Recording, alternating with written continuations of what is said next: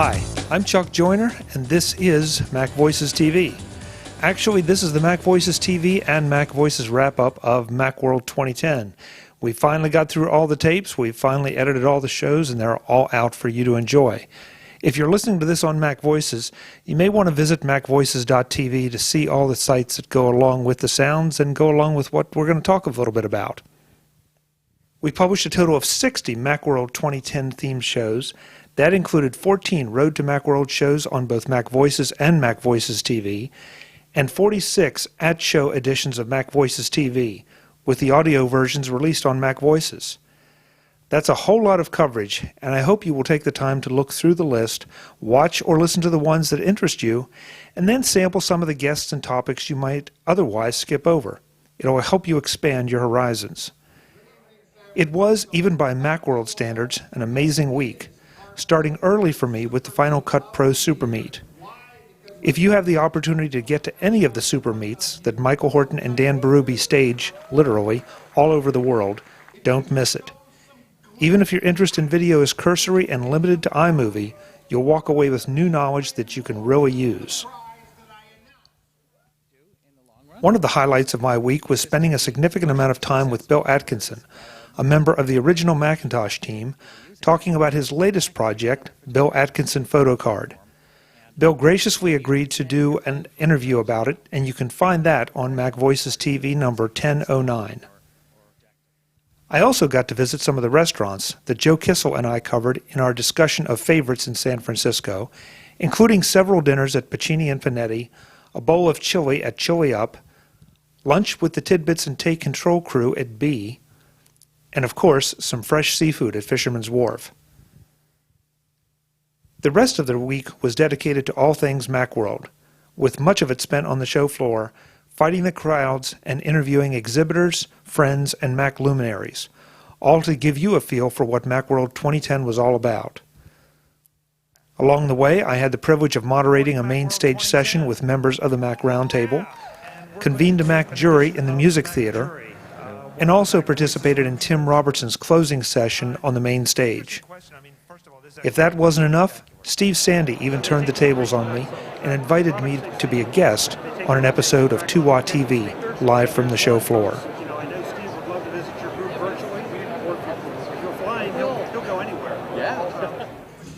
The fun didn't stop when the show floor closed, however. Some of the highlights included the Cirque du Mac party and a set by the Macworld All-Star Band that we thought would go on all night, and almost did.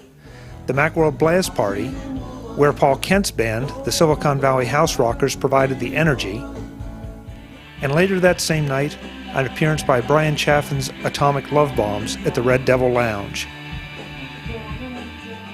With all that, the best thing about Macworld Week was spending time with lots of old friends, meeting new ones, and talking to listeners and viewers of all the MacVoices group shows. That's one of the best components of Macworld Week, one we've tried to communicate to everyone with each show and discussion about Macworld. I'll be adding some photos of the week to the end of this show. Take a good look at them. You'll see more smiles on more faces than you've seen at any event in a long time.